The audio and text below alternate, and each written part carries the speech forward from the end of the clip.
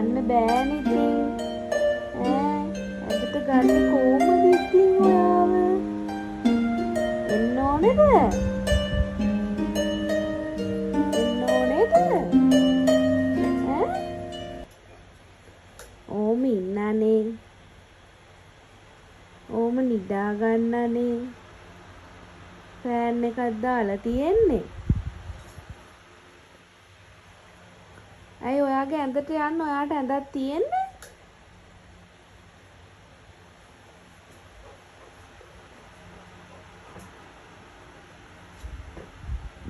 අනේ ඉතින්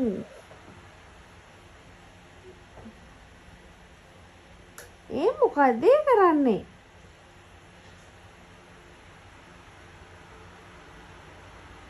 පව්වනේ ඔයාව ඇඳට ගන්න ඇද්ද අක්කා? අක්කා ඇඳට ගන්න අනේ ඉතින් සෝරි